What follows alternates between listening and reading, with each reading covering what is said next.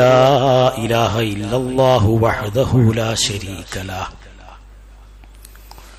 وأشهد أن محمدا عبده ورسوله أرسله بالهدى ودين الحق ليظهره على الدين كله ولو كره المشركون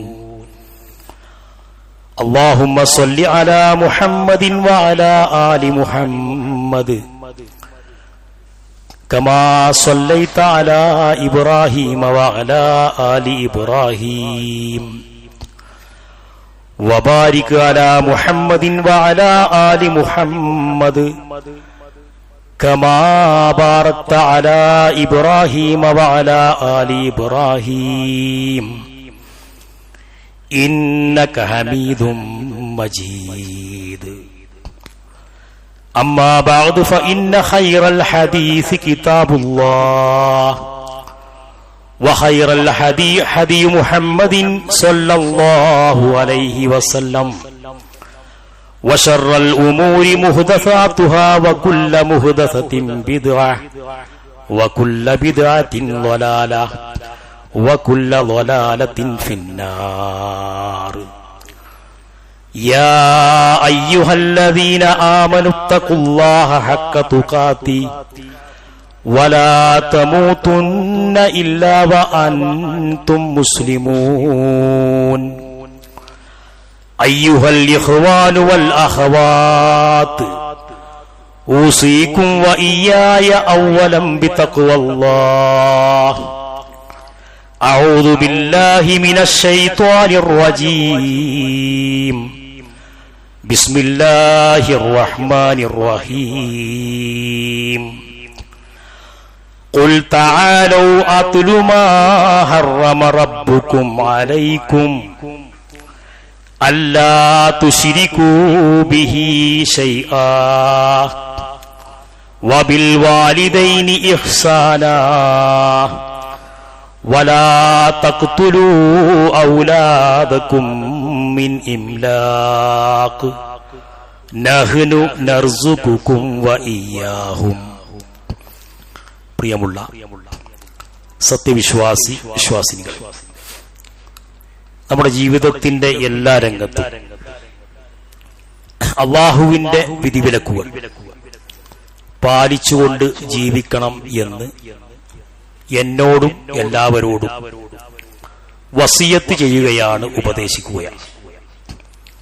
നമ്മുടെ ജീവിതത്തിന്റെ ഏത് രംഗത്തും അള്ളാഹുവിനെ ഭയപ്പെട്ട് അവന്റെ നിയമനിർദ്ദേശങ്ങൾക്ക് മുൻഗണന നൽകി അവ പാലിച്ചുകൊണ്ട് ജീവിക്കുന്ന നല്ല സജ്ജനങ്ങളുടെ കൂട്ടത്തിൽ അള്ളാഹു നമ്മെ എല്ലാവരെയും ഉൾപ്പെടുത്തി അനുഗ്രഹിക്കുമാറാവട്ടെ. ഈ ദുനിയാവിൽ അള്ളാഹു നമുക്ക് നിശ്ചയിച്ച അവധി പൂർത്തിയാക്കി അള്ളാഹുവിന്റെ തിരു സന്നിധിയിലേക്ക് മടങ്ങിപ്പോകുമ്പോൾ അള്ളാഹു ഇഷ്ടപ്പെട്ട് തൃപ്തിപ്പെട്ടുകൊണ്ട് മടങ്ങുന്ന വിജയികളിലും അള്ളാഹു നമ്മെ എല്ലാവരെയും ഉൾപ്പെടുത്തി അനുഗ്രഹിക്കുമാറാവട്ടെ. ഞാൻ നിങ്ങളുടെ മുമ്പിൽ ഓതി വെച്ച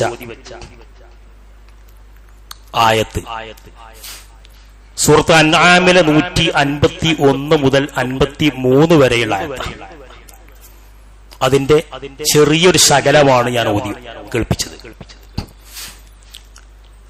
ഇത് വളരെയധികം പ്രധാനമായും മുസ്ലിങ്ങൾ എന്നുള്ള നിലക്ക്, വിശ്വാസികൾ എന്നുള്ള നിലക്ക് ഈ ആയത്ത് നമ്മൾ പഠിക്കുകയും അതിൽ പറയുന്ന കാര്യങ്ങൾ നമ്മുടെ ജീവിതത്തിൽ ഒഴിവാക്കാൻ പറഞ്ഞത് നമ്മൾ ഒഴിവാക്കുന്നുണ്ടോ, ചെയ്യാൻ പറഞ്ഞത് നമ്മൾ ചെയ്യുന്നുണ്ടോ എന്ന് ഓരോരുത്തരും പറയുമ്പോൾ അതൊന്ന് മാറ്റുരച്ചു നോക്കണം. 9 കാര്യങ്ങളാണ് ഈ ആയത്തിൽ പറയുന്നത്. 9 കാര്യങ്ങൾ. അത് പൂർണ്ണമായി ഇന്ന് വിശദീകരിക്കാൻ കഴിയില്ല.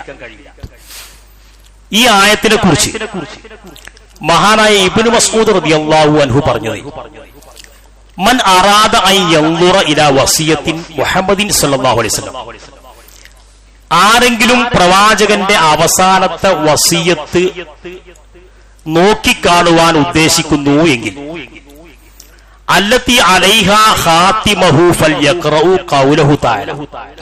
അവർ ഈ ആയത്ത് പഠിച്ച് മനസ്സിലാക്കട്ടെ. അല്ലാഹുവിന്റെ റസൂൽ അവസാന കാലത്ത് ഇറങ്ങിയ ഒരായത്ത്. ഈ പറഞ്ഞ 9 പ്രധാനപ്പെട്ട കാര്യങ്ങളാണ് ഈ ആയത്തിൽ പറയുന്നത്. എല്ലാവരും ശരിക്കും ശ്രദ്ധിക്കണം. നമ്മുടെ ജീവിതവുമായിട്ട് ബന്ധപ്പെട്ട് എങ്ങനെ നിൽക്കുന്നു എന്ന് ഓരോരുത്തരും മാർക്കിടുക. അങ്ങോട്ടും ഇങ്ങോട്ടും നോക്കാതെ, അവനെ നോക്കാതെ ഇവനെ നോക്കാതെ സ്വന്തം പരിശോധിക്കുക. ഈ ആയത്ത് ആരംഭിക്കുന്നത് ഖുൽ തആലൂ അത്ലു മാ ഹറമ റബ്ബുകും അലൈക്കും. ഖുൽ, നബിയെ പറയുക, തആലൂ നിങ്ങൾ വരുവിൻ, അത്ലു ഞാൻ നിങ്ങൾക്ക് പഠിപ്പിച്ചു തരാം. എന്താ പഠിപ്പിച്ചു തരുന്നത്? മാ ഹറമ റബ്ബുകും അലൈക്കും, നിങ്ങളുടെ റബ്ബ് നിങ്ങൾക്ക് വിലക്കിയത്, ഹറാമാക്കിയത് ഞാൻ നിങ്ങൾക്ക് പഠിപ്പിച്ചു തരാം എന്ന് പറഞ്ഞുകൊണ്ടാണ് ആരംഭിക്കുന്നത്. ഇതിൽ ഒന്നാമതായിട്ട് പറയുന്നത് അല്ലാ തുശ്രികൂ ബിഹി ശൈആ. ഒരു വിശ്വാസിയെ സംബന്ധിച്ചിടത്തോളം ഇതാണ് ആദ്യം പറയേണ്ടത്. ഇത് ശരിയാകാതെ ഒന്നും ശരിയാവില്ല. ഇതാണ് അള്ളാഹുവിന് ഒന്നിനെയും പങ്കു ചേർക്കരുത്. ഇത്തരത്തിലുള്ള ആയത്ത് പറയുന്നിടത്തൊക്കെ ആദ്യമായിട്ട് അള്ളാഹ് പറയുന്നത് ശിർക്ക് ചെയ്യരുത്, അള്ളാഹുവിൽ പങ്കു ചേർക്കരുത്. നോക്കൂ, 7 വൻപാപങ്ങൾ എണ്ണിയപ്പോഴും അതിൽ ഒന്നാമതായിട്ട് എണ്ണിയത് അശ്ശിർക്കു ബില്ലാഹ്. ഒന്നാമത് എണ്ണിയത്. എന്താണ് ഇത് പറയാൻ കാരണം? നമ്മുടെ പ്രബോധന പ്രവർത്തനത്തിൽ നമ്മൾ ആദ്യമായിട്ട് മുൻഗണന കൊടുക്കേണ്ടത് അള്ളാന്റെ റസൂല് മുൻഗണന കൊടുത്തത് ആ ഓർഡർ അനുസരിച്ച് നമ്മൾ പോകണ്ടേ. ഇപ്പൊ നമ്മുടെ നാട്ടിൽ പല ആളുകളും ദാവത്തിന് വേണ്ടി ഇറങ്ങും വീടുകളിലൊക്കെ വരും. വന്നിട്ട് എന്താ പറയാ, നിങ്ങൾ നിസ്കരിക്കണം കേട്ടോ, നോമ്പ് കൊടുക്കണം കേട്ടോ, ലഹരി ഉപയോഗിക്കരുത് കേട്ടോ, തൗഹീദ് പറയും. അത് റസൂലിന്റെ മുൻഗണനാക്രമം തെറ്റിക്കണം. ഇഷ്ടപ്പെട്ടാലും ശരി, ഇഷ്ടപ്പെട്ടില്ലെങ്കിലും ശരി, ആദ്യം പറയേണ്ടത് ഇതാ. അപ്പം എന്തുണ്ടാവും? വെറുപ്പുണ്ടാവും, ബഹിഷ്കരണം ഉണ്ടാവും, ഇഷ്ടപ്പെടാനുണ്ടാവും. നോക്കൂ, അള്ളാന്റെ റസൂലിനെ അവിടുത്തെ ആളുകൾ വിളിച്ചിരുന്നത് അൽ അമീൻ എന്നാണ്. ഇത് വെറുതെ വിളിച്ചോന്നല്ല, അതിന്റെ അർത്ഥം നമുക്കൊക്കെ അറിയാം, വിശ്വസ്തൻ എന്നാണ്. അള്ളാന്റെ റസൂല് രാത്രി വീട് വളഞ്ഞു ശത്രുക്കൾ. വീട് വളഞ്ഞ് അലി റളിയല്ലാഹു അൻഹുവിനെ നബിന്റെ വിരിപ്പിൽ കിടത്തിയിട്ട് നബി പോവാണ്. ആ പോകുന്ന സമയത്ത് അലി റളിയല്ലാഹു അൻഹുവിനെ ഒരുപാട് അമാനത്തുകൾ ഏൽപ്പിക്കുകയാണ്. ഇത് ഇന്നോന്റേതാണ്, ഇത് ഇന്ന ആളുടേതാണ്, ഇത് ഇന്ന ആളുടേതാണ്. നോക്കൂ നിങ്ങൾ, ആരത്? ഈ വീട് വളഞ്ഞ ആളുകളതാ. അത് അവർക്ക് ഏൽപ്പിക്കണം. ഇത് ഇന്ന ആളുടേതാണ്, അത് അയാൾക്ക് കൊടുക്കണം. കാരണം റസൂൽ പോവാണല്ലോ. അപ്പൊ അവിടുത്തെ അന്നത്തെ ആ മക്കയിലെ മുശ്രിക്കുകളായ ആളുകൾ വരെ റസൂലിനെ വിശ്വസിച്ചുകൊണ്ടാണ് സാധനം ഏൽപ്പിച്ചിരുന്നത്. അപ്പൊ അങ്ങനത്തെ റസൂലിനെയാണ് പിന്നെ എന്താ ഇതിന് തൗഹീദ് അങ്ങോട്ട് പറഞ്ഞപ്പം പിന്നെ റസൂൽ എന്തായി? ഭ്രാന്തനായി അല്ലേ? പിന്നെ റസൂല് പറ്റാത്തവനായി, റസൂലിന്റെ പിന്നെ ബഹിഷ്കരനായി, റസൂലിനെ മർദ്ദിക്കലായി. അപ്പൊ അത് മുൻകഴിഞ്ഞ എല്ലാ പ്രവാചകന്മാർക്കും ഉണ്ടായിട്ടുണ്ട്. ഇപ്പം മഹാനായ ഇബ്രാഹിം നബി അലൈഹി ഇസ്ലാമിനെ സ്വന്തം ബാപ്പയാണ് വീട്ടിൽ നിന്നില്ല അർജുമന്നക്ക, ഈ സംസാരം ഈ നിർത്തിയില്ലെങ്കിൽ നിന്നെ ഞാൻ എറിഞ്ഞ് വീട്ടിൽ നിന്ന് പുറത്താക്കും. അങ്ങനെ ഓരോ പ്രവാചകന്മാർക്കും ഈ ഒരു പ്രയാസം ഉണ്ടായിട്ടുണ്ട്. അപ്പൊ ഈ പ്രയാസം ഉണ്ടാകും എന്ന് എഴുതി ഇത് പറയാതൊക്കെ പാടില്ല. എന്താ കാരണം അറിയുക? വലഖദ് ഊഹിയ ഇലൈക വഇലല്ലദീന മിൻ ഖബ്ലിക ലഇൻ അശ്റക്ത ലയഹ്ബതന്ന അമലുക വലതകൂനന്ന മിനൽ ഖാസിരീൻ. ദാ പ്രശ്നം. വലഖദ് ഊഹിയ ഇലൈക, നബിയെ താങ്കൾക്ക് നാം വഹി നൽകിയിട്ടുണ്ട്. വഇലല്ലദീന മിൻ ഖബ്ലിക, താങ്കൾക്ക് മുമ്പുള്ളവർക്കും വഹി നൽകിയിട്ടുണ്ട്. എന്താ വഹി? ലഇൻ അശ്റക്ത, താങ്കൾ എങ്ങാനും അല്ലാഹുവിൽ പങ്കു ചേർത്താൽ, അവന്റെ റസൂലോടാ പറയുന്നത്, ലയഹ്ബതന്ന അമലുക, താങ്കളുടെ എല്ലാ അമലുകളും പൊളിഞ്ഞു പോകും, ഒന്നും സ്വീകരിക്കൂല. എത്ര നിസ്കരിച്ചിട്ടും കാര്യമില്ല, എത്ര നിസ്കാരം ഉണ്ടായിട്ടും കാര്യമില്ല, എത്ര സക്കാത്ത് കൊടുത്തിട്ടും കാര്യമില്ല, എത്ര ദാനധർമ്മം ചെയ്തിട്ടും കാര്യമില്ല, പള്ളിയിൽ അവ്വൽ സൊഫിൽ ജമാഅത്തിൽ ഉണ്ടായിട്ട് കാര്യമില്ല. ശിർക്കുണ്ടോ? അല്ലാഹ്ക്ക് വേണ്ട. വലതകൂനന്ന മിനൽ ഖാസിരീൻ, നാളെ പരലോകത്ത് ചെല്ലുമ്പോൾ നഷ്ടക്കാര കൂട്ടത്തിൽ പെട്ടുപോകും. അല്ലാഹ് മുന്നറിയിപ്പ് നൽകുക. അപ്പൊ നമ്മളെന്താ ചെയ്യേണ്ടത്? ശിർക്ക് നമ്മുടെ ജീവിതത്തിൽ നിന്ന് ഒഴിവാക്കുക. വലിയ വിഷയ. ഒരു പണി അംഗീകരിക്കാൻ ഒരു പണിയില്ല അല്ലേ? ഇത്രയും ഗൗരവമുള്ളൊരു വിഷയം അംഗീകരിക്കാൻ സൂറത്തുൽ ബഖറയിലെ യാ അയ്യുഹന്നാസു അബ്ദു റബ്ബക്കുമുല്ലദീ ഖലഖക്കും ആ ആയത്ത് പഠിച്ചാൽ തന്നെ ആരെയാണ് ആരാധിക്കേണ്ടത് കിട്ടും. അപ്പൊ ഞാന് വളരെ കുറഞ്ഞ് ചുരുക്കി വിവരിക്കണം. ഇനി രണ്ടാമത് പറയുന്ന നോക്കികള് വബിൽ വാലിദൈനി ഇഹ്സാനാ. രണ്ടാമത്തെ വിഷയം മാതാപിതാക്കൾക്ക് നന്മ ചെയ്യണം. സ്വന്തം ജന്മം നൽകിയ വാപ്പാക്കും ഉമ്മാക്കും നന്മ ചെയ്യണം. മാതാപിതാക്കളെ നോക്കണം എന്നല്ല പറഞ്ഞത്, അവർക്ക് നന്മ ചെയ്യണം. നോക്കൂ നിങ്ങൾ, മാതാപിതാക്കളെ വിഷയത്തിൽ അവരോട് എങ്ങനെ പെരുമാറണം, എങ്ങനെ സംസാരിക്കണം, എന്ത് പറയണം എന്ന് പോലും കൃത്യമായി അല്ലാഹു പഠിപ്പിച്ചു. അള്ളാന്റെ വാക്കാ. വഖദാ റബ്ബുക അല്ലാ തഅബുദു ഇല്ലാ ഇയ്യാഹു. വഖദാ റബ്ബുക നിന്റെ റബ്ബ് വിധിച്ചിരിക്കുന്നു അല്ലാ തഅബുദു. അവിടെ തൗഹീദ്, അല്ലാഹുവിനെ അല്ലാതെ ആരാധിക്കരുത് എന്ന്. അങ്ങനെ ഇങ്ങനെ പറഞ്ഞിട്ട് മാതാപിതാക്കൾക്ക് നന്മ ചെയ്യണം. അവരോട് നീ വലാ ഉഫിൻ, അവരോട് ചേ എന്ന് പോലും പറയാൻ പാടില്ല. ആലോചിക്കുക, നമ്മളെ വാപ്പായോടും ഉമ്മയോടും നമ്മൾ ചേ പറയലുണ്ടോ? അത് ചേ തന്നെ ആയിക്കോളുന്നില്ല. മോനെ എവിടെ നിന്ന് വാ, അവിടെ ഇരിക്കും, ഇപ്പൊ വരാ എന്ന് പറഞ്ഞാൽ തന്നെ ഇതായി. അറബിയിൽ വേറൊരു പദം ഞാൻ താഴത്തില്ല, ഉഫിൻ എന്നാണ്. നമ്മുടെ മാതാവിനോടും പിതാവിനോടും അവർക്ക് വേണ്ടത്, പ്രായമുള്ള കാലത്ത് അവർക്ക് വേണ്ടത് നമ്മുടെ ഒരു വാക്കാണ്. മോനെ അല്ലെങ്കിൽ ഉമ്മ, വാപ്പ എന്ന ഒരു വിളിയാണ് അവർക്ക് ആവശ്യം. ഉമ്മാക്കും ഉപ്പാക്കുമുള്ള മരുന്ന് മെഡിക്കൽ ഷോപ്പിൽ ഏൽപ്പിച്ചേക്ക ഒരു മാസം ഗൾഫിലുള്ള മകൻ പറയാം, എന്റെ ഉമ്മാക്കും ഉപ്പാക്കും ഞാൻ മരുന്ന് മെഡിക്കൽ ഷോപ്പിൽ ഏൽപ്പിച്ചേക്ക, അത് മാസം മാസം ഞാൻ അയച്ചു കൊടുക്കും. പക്ഷെ ഉമ്മാനോടും ബാപ്പാനോടും നല്ലൊരു ഫോൺ വിളി പോലുമില്ല. ഉമ്മ ഉപ്പ എന്ന് വിളിയില്ല. മരുന്ന് വാങ്ങി കൊടുക്കുന്നുണ്ട്, പോരാ. അവർക്ക് വേണ്ടത് സ്വന്തം പെറ്റു വളർത്തിയ, പോറ്റി വളർത്തിയ ആ മകന്റെ ഒരു ഉമ്മ എന്ന വിളി, ആ മകന്റെ ഒരു അടുത്തിരിക്കൽ, ആ മകന്റെ ഒരു തലോടൽ, അതാണ് അവർക്ക് ആവശ്യം. അതാണ് നമ്മൾ കൊടുക്കേണ്ടത്. ഇപ്പൊ 4ഉം 5ഉം മക്കളൊക്കെ ഉള്ള ആളുകള്, ചില ആളുകൾ എന്ത് ചെയ്യുന്നറികള്, വാപ്പയും ഉമ്മയും താമസിക്കുന്ന സ്ഥലത്ത് നിന്ന് കുറെ ദൂരെ പോയി താമസിക്കും. അവനെ ഒന്നും അറിയണ്ടല്ലോ. എന്താ വാപ്പാന്റെയും ഉമ്മാനെയും വിശേഷം എന്ന് ചോദിക്കുമ്പോ എന്താ പറയാ, ഞങ്ങൾ കുറച്ച് ദൂരത്താണ്, ഞങ്ങള് ഇടയ്ക്ക് പെരുന്നാളിനൊക്കെ പോവും, ഞങ്ങള് ഗുണത്തിനും പോവാറില്ല, ദോഷത്തിനും പോവാറില്ല. ഇതൊരു മകൻ പറയാൻ പാടില്ല, മകള് പറയാൻ പാടില്ല. ഗുണത്തിന് പോകണം. അബിൽ വാലിദൈനി ഇഹ്സാന. നോക്കൂ നിങ്ങൾ, ഇന്നിപ്പോ അതൊക്കെ പറയുകയാണെങ്കിൽ വല്ലാത്ത പ്രയാസ. അല്ലാഹുവിന്റെ റസൂല് ഒരു ദിവസം മിമ്പറിൽ കയറുമ്പം 3 പ്രാവശ്യം ആമീൻ ആമീൻ ആമീൻ എന്ന് പറഞ്ഞു നമ്മൾ കേട്ടതാ. അതിലൊന്ന്, ഒരാൾക്ക് വരാനിരിക്കുന്ന റമദാൻ നിന്ന് കിട്ടിയിട്ട് അവന്റെ പാപം പൊറുക്കാൻ അവന് കഴിഞ്ഞില്ലെങ്കിൽ അവൻ അള്ളാഹു ശപിക്കട്ടെ ഒന്ന്. രണ്ടാമത്, പ്രായമുള്ള മാതാപിതാക്കളെ കിട്ടിയിട്ട് അവന് സ്വർഗം നേടാൻ കഴിഞ്ഞില്ലെങ്കിൽ അവരെയും അള്ളാഹു ശപിക്കട്ടെ. ആരാ പ്രാർത്ഥിച്ചത്? മലക്ക് ജിബ്രീൽ അലൈഹിസ്സലാം. ആരാ ആമീൻ പറഞ്ഞത്? അള്ളാന്റെ റസൂൽ. അതിൽ നമ്മൾ പെടുവോ? ഞാനും നിങ്ങളും പെടുവോ? ആലോചിക്കണം. ഇല്ലെങ്കിൽ തിരുത്തണം. ഇന്നും ബാപ്പയോടും ഉമ്മയോടും മിണ്ടാതെ നിൽക്കുന്ന ഒരുപാട് മക്കൾ, തെറ്റി നിൽക്കുന്ന ഒരുപാട് മക്കൾ അല്ലേ? അവര് ഉള്ള സമയത്ത് നമുക്കതിന്റെ വില അറിയില്ല. ഇവിടെയുള്ള ചെറുപ്പക്കാരോടൊക്കെ ഞാൻ പ്രത്യേകിച്ച് പറയാം, സ്വന്തം ബാപ്പയും ഉമ്മയും ഉള്ള സമയത്ത് നമുക്കതിന്റെ വില അറിയില്ല. അവരൊന്ന് നമ്മോട് വിട പറഞ്ഞു പോയാൽ അപ്പൊ നമുക്ക് അറിയും. ഇപ്പൊ ഞാനൊക്കെ അനുഭവിച്ചു കൊടുക്കുക, എന്റെ വാപ്പയും ഉമ്മയും മരിച്ചു പോയിട്ടുണ്ട്, അല്ലാഹു അവർക്ക് പുറത്തു കൊടുക്കട്ടെ. അപ്പൊ അതിന്റെ വില ഞാൻ ഇപ്പോഴാണ് മനസ്സിലാക്കുന്നത്. എല്ലാ സൗകര്യം എനിക്കുണ്ട്, എല്ലാ സൗകര്യം ഉണ്ട്.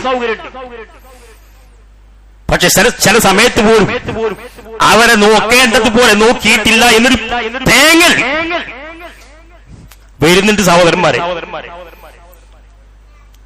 അത് നമുക്കുണ്ടെങ്കിൽ അവരെ നമ്മൾ വേദനിപ്പിക്കാൻ പാടില്ല, അവരെ നമ്മൾ കരയിപ്പിക്കാൻ പാടില്ല.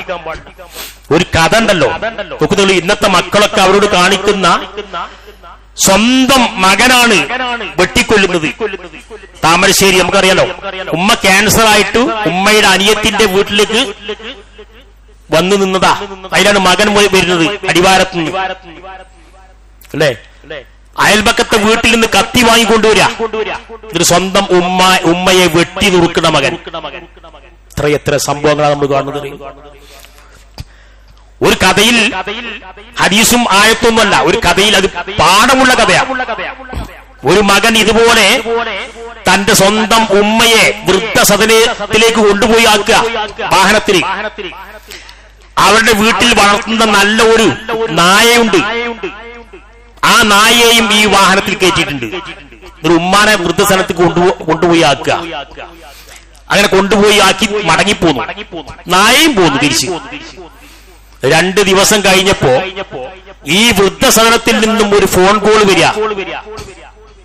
നിങ്ങളെ ഉമ്മയെ അവിടെ ആക്കിയിരുന്നു, ഇന്ന ആളല്ലേ? ആണ്. നിങ്ങളുടെ ഒരു നായ അവിടെ എത്തിയിട്ടുണ്ട്, അതിനെ വന്ന് കൊണ്ടുപോകണം.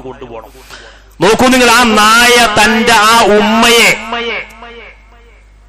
അന്വേഷിച്ചുകൊണ്ട് വൃദ്ധസദനത്തിലെത്തിയെങ്കിൽ ആ നായ കാണിക്കുന്ന നന്ദി പോലും ഇന്നത്തെ മക്കള് കാണിക്കണില്ല.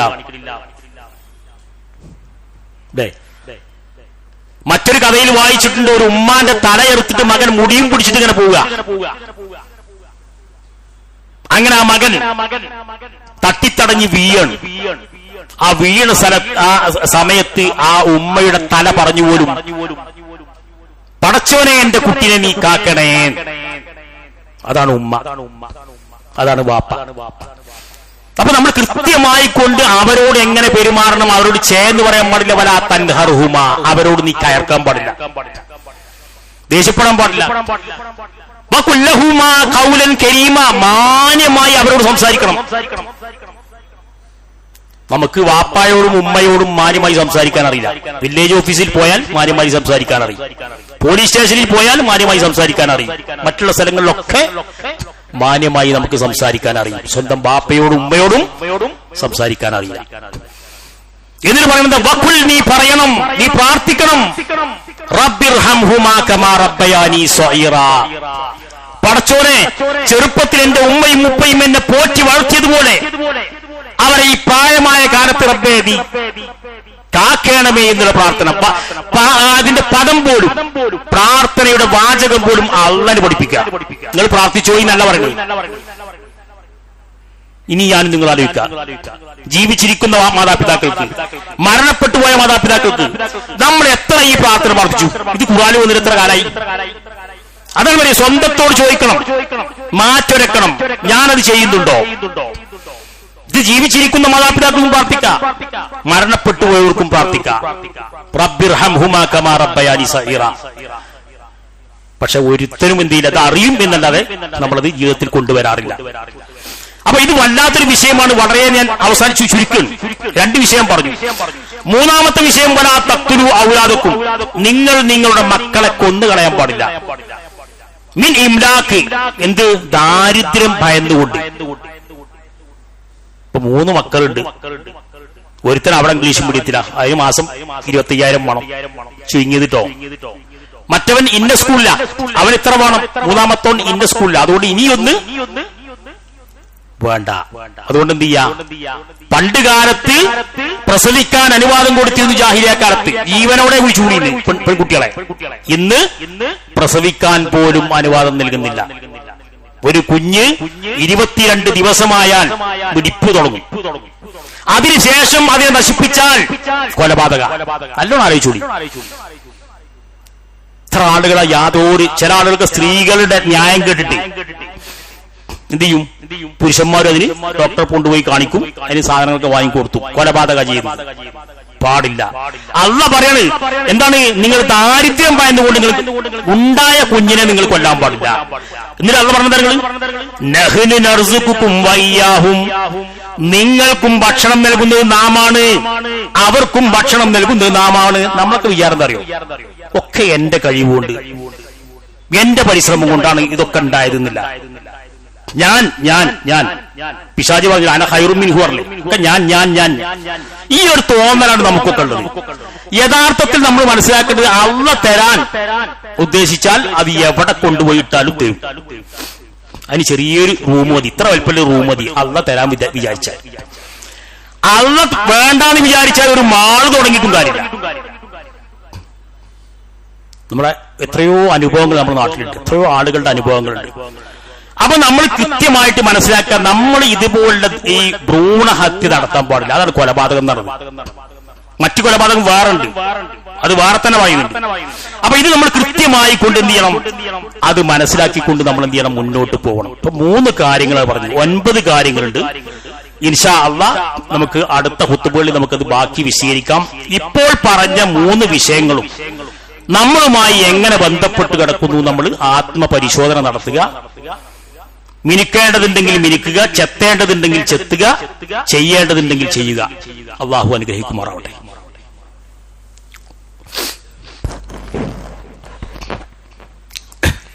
അൽഹംദുലില്ലാഹ് വസ്സലാത്തു വസ്സലാമു അലാ റസൂലില്ലാഹ് വഅലാ ആലിഹി വസ്വഹ്ബിഹി അജ്മഈൻ. അയ്യുഹൽ ഇഖ്വാനു വൽ അഖ്വാത്ത് ഊസീകും വഇയ്യായ സാനിയം ബിത്തഖ്വല്ലാഹ്. ഒരിക്കൽ കൂടി അള്ളാഹുവിന്റെ നിയമനിർദ്ദേശങ്ങൾ പാലിച്ചുകൊണ്ട് ജീവിക്കണം എന്ന് എന്നോടും എല്ലാവരോടും വസിയത്ത് ചെയ്യുകയാണ്, ഉപദേശിക്കുകയാണ്. പരിശുദ്ധ റമദാൻ വളരെ അടുത്തെത്തിയിരിക്കുന്നു. ആ റമദാനെ സ്വാഗതം ചെയ്യാൻ വേണ്ടി നമ്മളെല്ലാവരും പള്ളി പെയിന്റ് അടിച്ചു, കാർപ്പറ്റൊക്കെ മാറ്റി, മറ്റു പല സംവിധാനങ്ങളും ഒക്കെ ചെയ്ത് വീടില്, എന്റെ നാട്ടിലൊക്കെ മലപ്പുറത്തൊക്കെ നനച്ചുകുളി എന്നാ പറയാ, നനച്ചുകുളി.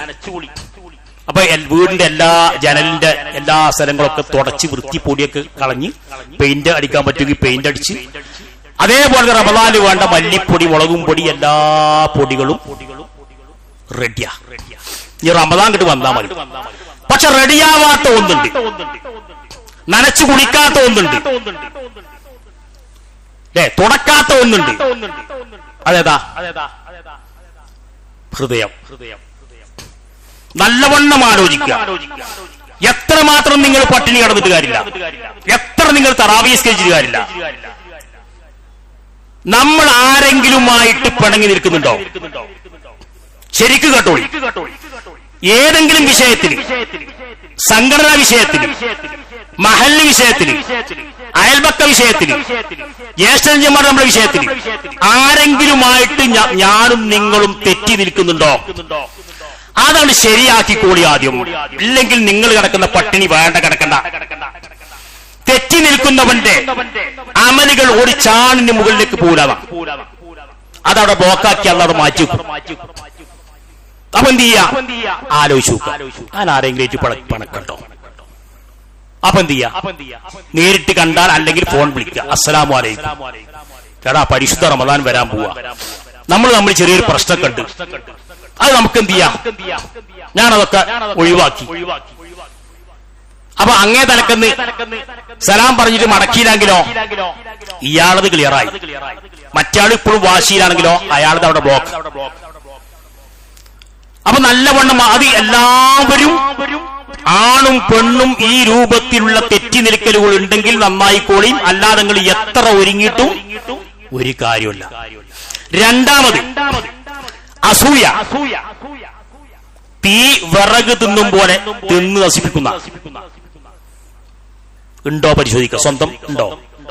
അതേപോലെ അങ്ങനത്തെ മനസ്സുമായി ബന്ധപ്പെട്ട ദുഷിച്ച എന്തെല്ലാം സ്വഭാവങ്ങളുണ്ടോ അതൊക്കെ ഒഴിവാക്കിക്കൂടി. അതുകൊണ്ടാണ് അസ്സൗമു ജുന്ന എന്ന് പറയാൻ കാരണം പ്രവാചകൻ. നോമ്പ് ഒരു പരിചയാണ്. പക്ഷെ നമ്മളെ പരിചയ ആകെ പൊട്ടിപ്പൊളിഞ്ഞ പരിചയ, തടുക്കാൻ പറ്റൂല.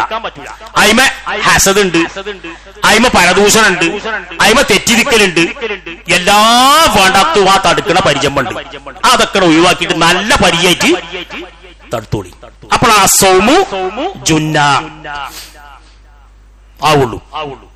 ഇനി അതേപോലെ തന്നെ നോമ്പ് കൊണ്ട് നമ്മൾ ഉദ്ദേശിക്കണം എന്താ? യാ അയ്യുഹല്ലദീന ആമനൂ കുതിബ അലൈക്കുമുസ് സിയാം കമാ കുതിബ അലല്ലദീന മിൻ ഖബ്ലിക്കും ലഅല്ലക്കും തത്തഖൂൻ. അതിനാ നോമ്പ്. എന്തിന്? ലഅല്ലക്കും തത്തഖൂൻ, നിങ്ങൾക്ക് തഖ്വ ഉണ്ടാകാൻ വേണ്ടിയിട്ടാ നോമ്പ്. കഴിഞ്ഞ റമദാൻ ആലോചിക്കും, നമുക്ക് തഖ്വ ഉണ്ടായിരുന്നോ? കഴിഞ്ഞ റമദാനിൽ നോറ്റ് വീട്ടാനുള്ള ഏതെങ്കിലും നോമ്പ് നോറ്റ് വീട്ടിയിട്ടുണ്ടോ? കഴിഞ്ഞ റമദാന് 3 നോമ്പ് നഷ്ടപ്പെട്ടു, ഇപ്രാവശ്യം ഞാൻ നോറ്റി വീട്ടിയിട്ടുണ്ടോ? ഇല്ലെങ്കിൽ നോറ്റി വീട്ടുക. ഇതൊക്കെയാണ് നമ്മൾ ചെയ്യേണ്ടത്. അതാണ് സൂക്ഷ്മത, അതാണ് തഖ്വ. അങ്ങനെയാണ് എന്ത് ചെയ്യേണ്ടത്? നമ്മൾ ഈ രൂപത്തിൽ തഖ്വ ഉണ്ടാകാൻ വേണ്ടിയിട്ടാണ് എന്ത് നോമ്പ്. നോമ്പ് മാത്രമല്ല എല്ലാ ആരാധന കർമ്മങ്ങളും. അപ്പൊ സൂക്ഷ്മത ഉണ്ടാവുക എന്നുള്ളതാണ് നോമ്പ് കൊണ്ട് അള്ളാഹു ലക്ഷ്യം വെക്കുന്നത്. ഒന്ന് ഈ നോക്കൂ, നിങ്ങൾ തഖ്വ ഉണ്ടാകാൻ വേണ്ടി എന്തൊക്കെ നമ്മൾ ചെയ്യണം? ഒന്ന്, തഖ്വ ഉണ്ടാകാൻ വേണ്ടി നിങ്ങൾ പ്രാർത്ഥിച്ചോളി, നല്ലോണം പ്രാർത്ഥിക്കുക. പടച്ചോനെ അള്ളാഹിനോട് ചോദിക്കാം. ഒന്ന്, നമ്മൾ ദിവസേന നമ്മൾ ചോദിക്കുന്നുണ്ട് ഇഹ്ദിന സിറാത്തൽ മുസ്തഖീം. നമുക്ക് പല ആളുകൾക്ക് ഇതിന്റെ അർത്ഥം അറിയില്ല. നമ്മൾ അങ്ങനെ ചോദിക്കണ്. ചില ആളുകൾ, വേറെല്ലാ ആളുകൾ പറയുന്നതിന് ആമീൻ പറയണ. എന്താണ് ഈ പറയണത് അല്ലേ? പണ്ട് ഒരു ഉസ്താദ് ദ്വാർക്കാണ്. എന്താ ദ്വാ ചെയ്യുന്നത്? പടച്ചോനെ സ്വാലിഹായ സന്താനത്തെ തരണേ. അതിന് ആമീൻ പറയാ. ഏത് ആരാ ആമീൻ പറയുന്ന ആളുകൾ? കല്യാണം കഴിക്കാത്തോ, അർത്ഥം അറിയാത്തോണ്ടുള്ള തകരാണത്. അയ്യോ, അവൻ ആമീൻ പറഞ്ഞതിൽ എന്ത് വേണം? അവൻ കല്യാണം കഴിക്കട്ടെ. ഈ രൂപത്തിലാണ് നമ്മളതെല്ലാം. നമ്മൾ യാന്ത്രികമായിട്ട് ഇങ്ങനെ പോവുക. പ്രാർത്ഥിക്കലുണ്ട് നമ്മൾ. എന്താ പ്രാർത്ഥിക്കല്? ഏറ്റവും അധികം പ്രാർത്ഥിക്കൽ എന്താ പ്രാർത്ഥിക്കല്? ദുനിയാവിലെ മകൻ ഗൾഫിലാണ്, നല്ല ജോലി കിട്ടണം, അല്ലെങ്കിൽ എന്റെ ജോലി ഒന്നൊരു കയറ്റം കിട്ടണം, അല്ലെങ്കിൽ ആ ഒരു സ്ഥലം മാറ്റം കിട്ടണം. അതാണ് നമ്മളെ ദുആയില് ആകെ കടന്നു വരുന്നത്. അതാ വൈഫിന് രോഗമുണ്ട്, അത് മാറിക്കിട്ടണം. നാളെ പരലോകത്തേക്ക് വേണ്ട എന്റെ അമലുകൾ സ്വീകരിക്കണേ. റബ്ബനാ തഖബ്ബൽ മിന്നാ ഇന്നക അൻത സമീഉൽ അലീം. നമ്മൾ പ്രാർത്ഥിക്കലുണ്ടോ? 10 രൂപ ഒരാൾക്ക് പോക്കറ്റിൽ നിന്ന് എടുത്തിട്ട് ഒരു പാവപ്പെട്ടവന് കൊടുക്കുമ്പം പടച്ചോനെ ഇത് സ്വീകരിക്കണേ എന്ന് പറയാൻ പഠിപ്പിച്ചു ഇബ്രാഹിം നബി അലൈഹി സ്വലാം. റബ്ബനാ തഖബ്ബൽ മിന്നാ ഇന്നക അൻത സമീഉൽ അലീം. നമ്മൾ പ്രാർത്ഥിക്കാറുണ്ടോ? അതേപോലെ പടച്ചോനെ തഖ്വ നൽകണേ, പ്രാർത്ഥിക്കണം. നല്ലവണ്ണം പ്രാർത്ഥിക്കണം. നല്ലവണ്ണം ഒന്ന് നോട്ട് ചെയ്തോടി. 2 കാര്യങ്ങൾ. ഒരു ദിവസം നബിയും ജിബ്രീൽ അലൈഹിസ്സലാമും ഇങ്ങനെ ഇരിക്കുക പള്ളിയിൽ. പെട്ടെന്നൊരു ശബ്ദം കേട്ടു, അവിചാരിതമായ ശബ്ദം. ജിബ്രീൽ അലൈഹിസ്സലാം മുകളിലേക്ക് നോക്കി. എന്നിട്ട് പറഞ്ഞു, ഇതുവരെ തുറക്കപ്പെടാത്തൊരു വാതിൽ തുറന്നിട്ടുണ്ട്. ആ ശബ്ദമാണ് കേട്ടത്. അങ്ങനെ അതിൽ നിന്നൊരു മലക്ക് ഇറങ്ങി വന്നു. അള്ളാന്റെ പ്രവാചകന്റെ അടുത്ത് നിന്ന് പറഞ്ഞു, പ്രവാചകരെ 2 കാര്യങ്ങൾ നിങ്ങൾക്ക് സന്തോഷ വാർത്ത അറിയിക്കാൻ വേണ്ടിയാ വന്നത്. 2 കാര്യങ്ങൾ. അതിലൊന്ന്, ഉമ്മുൽ കിതാബ് നിങ്ങൾ പാരായണം ചെയ്യുക. അതിൽ പ്രാർത്ഥനകളാ കൂടുതലുള്ളത്. ഏത്? ഫാത്തിഹ സൂറത്തിൽ പ്രാർത്ഥനകളാ കൂടുതലുള്ളത്. അത് നിങ്ങൾ പാരായണം ചെയ്യുക. അതേപോലെ തന്നെ സൂറത്തുൽ ബഖറയിലെ അവസാനത്തെ ആയത്ത്, 286-ാമത്തെ ആയത്ത്.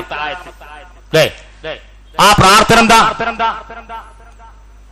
പടച്ചോനെ ഞങ്ങളെ നീ എന്താണ്, ഞങ്ങൾ മറന്നു പോയിട്ടുണ്ടെങ്കിൽ, ഞങ്ങൾക്ക് തെറ്റ് പറ്റിയിട്ടില്ലെങ്കിൽ പടച്ചോനെ നീ ഞങ്ങൾ പിടികൂടരുത്. നമുക്കൊക്കെ അറിയാം. ഈ പ്രാർത്ഥന കാണാതെ പഠിച്ചോളി. പടച്ചോനെ ഞങ്ങളെ നീ ഭാരം, മുൻഗാമികൾക്ക് കൊടുത്ത ഭാരം ഞങ്ങളെ നീ വഹിപ്പിക്കല പടച്ചോനെ. ഇതൊക്കെ ആ പ്രാർത്ഥനയിലുള്ളത്. അതേപോലെ ഞങ്ങളെ നീ സഹായിക്കണം പടച്ചോനെ. അപ്പൊ ഈ പ്രാർത്ഥന, ഈ 2ഉം നമ്മൾ ആത്മാർത്ഥമായി അറിഞ്ഞുകൊണ്ട് നമ്മൾ എന്ത് ചെയ്യാം? ഇവിടുന്ന് അങ്ങോട്ട് പ്രാർത്ഥിക്കാൻ ശ്രമിക്കുക. നല്ല 1-ാം നമ്പർ ഈ 2. എന്നിട്ട് പറഞ്ഞെന്താ പിന്നെ മലക്ക് പറഞ്ഞറിയോ? ഇത് 2ഉം ഒരാൾ ആത്മാർത്ഥമായി അറിഞ്ഞുകൊണ്ട് ചോദിച്ചാൽ അള്ളാഹു അത് നൽകാതിരിക്കില്ല. അപ്പൊ അതാണ് പ്രാർത്ഥനയുടെ ഗുണം. അപ്പൊ തഖ്വ ഉണ്ടാകാൻ വേണ്ടി ഒരു മാർഗം എന്താണ്? പ്രാർത്ഥിക്കുക എന്നുള്ളതാണ്.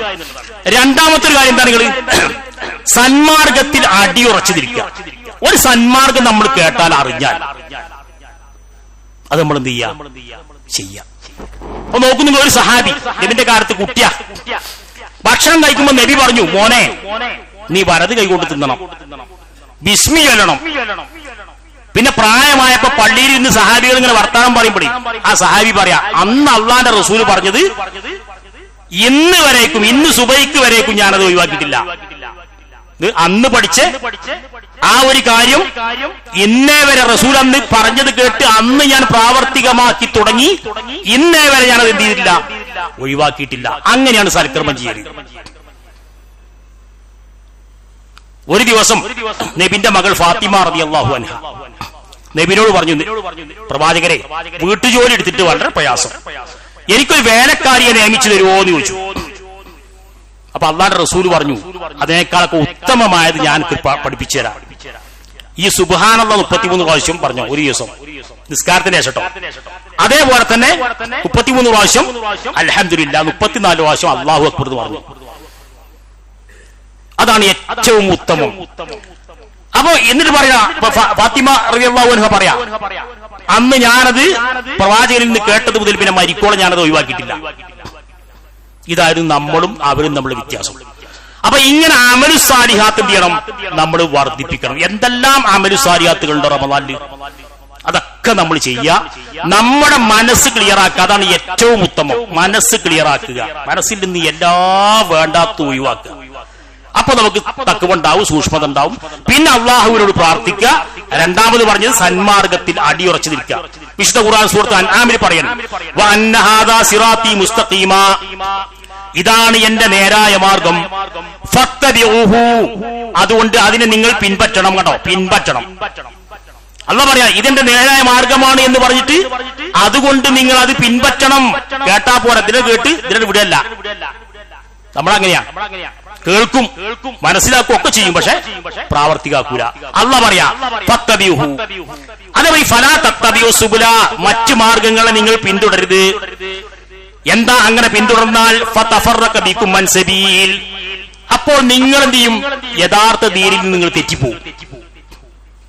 ഇതുണ്ടാവുക യഥാർത്ഥ അല്ലാഹുവിന്റെ മാർഗത്തിൽ നിങ്ങൾ തെറ്റിയാൽ പിന്നെ എന്താണ്? ഫതഫറക, അത് നിങ്ങളെയും കൊണ്ട് ഭിന്നിച്ചു പോകും, ആ റൂട്ടിൽ തെറ്റിപ്പോകും. അതുകൊണ്ട് ദാലികും വസ്സാകും ബിഹി, ഞാൻ നിങ്ങൾക്ക് വസിയ്യത്ത് ചെയ്യുകയാണ്, ലഅല്ലകും തത്തഖൂൻ. അവിടെ ലഅല്ലകും തത്തഖൂൻ, നിങ്ങൾക്ക് സൂക്ഷ്മത ഉണ്ടാകാൻ വേണ്ടി. കേട്ടോ, അപ്പൊ നല്ല അള്ളാന്റെ മാർഗത്തിൽ സഞ്ചരിക്കൽ എന്താണ്? തഖ്വയുണ്ടാകാനുള്ള മാർഗമാണ്. ഇൻഷാ അല്ലാഹ് കുറച്ചുകൂടി കാര്യങ്ങളുണ്ട്, ഇൻഷാ അല്ലാഹ് അടുത്ത ഖുത്ബയിൽ നമുക്ക് സൂചിപ്പിക്കാം. അപ്പൊ ഒന്നാമത് തഖ്വയുണ്ടാകാനുള്ള മാർഗം പ്രാർത്ഥന, രണ്ടാമത് സന്മാർഗത്തിൽ അടിയുറച്ചു നിൽക്കുക. ബാക്കി ഇൻഷാ അല്ലാഹ് നമുക്ക് അടുത്ത ഖുത്ബയിൽ സൂചിപ്പിക്കാം. കൃത്യമായി പരിശുദ്ധ റമദാനെ വരവേൽക്കാനും അതേപോലെ തന്നെ ഈ പരിശുദ്ധ റമദാൻ പൂർണ്ണമായി ആയുസ്സോടെ ആരോഗ്യത്തോടെ അതിനെ വരവേറ്റി അതിനെ ഉപയോഗപ്പെടുത്താനും അല്ലാഹു നമ്മെ എല്ലാവരെയും സഹായിക്കുമാറാവട്ടെ. നമ്മളിൽ നിന്നും വന്നുപോയ എല്ലാ ചെറുതും വലുതുമായ തെറ്റുകുറ്റങ്ങൾ അല്ലാഹു നമുക്ക് പുറത്ത് മാപ്പാക്കി തരുമാറാവട്ടെ. നമ്മളിൽ നിന്നും മരണപ്പെട്ടു പോയ നമ്മുടെ പിതാക്കന്മാർ, മാതാക്കന്മാർ, നമ്മുടെ ബന്ധുമിത്രാദികൾ, നമ്മുടെ സത്യവിശ്വാസികൾ, വിശ്വാസികൾ, അവരുടെയൊക്കെ പാപങ്ങൾ അല്ലാഹു പുറത്തു കൊടുക്കുകയും അവരെയും നമ്മയും അല്ലാഹുവിന്റെ ജന്നാത്തുൽ ഫിർദൗസിൽ അവനെ ഒരുമിച്ച് കൂട്ടുകയും ചെയ്യുമാറാവട്ടെ.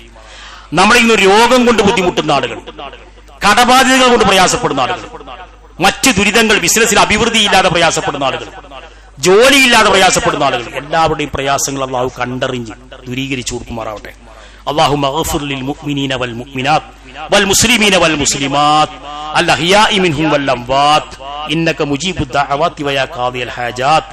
اللهم أجرنا من النار، اللهم أجرنا من النار، اللهم أجرنا من النار. ربنا اصرف عنا عذاب جهنم إن عذابها كان غراما إنها ساءت مستقرا ومقاما. ربنا اغفر لنا ولإخواننا الذين سبقونا بالإيمان ولا تجعل في قلوبنا غلا للذين آمنوا ربنا إنك رؤوف رحيم. ربنا هب لنا من أزواجنا وذرياتنا قرة أعين واجعلنا للمتقين إماما.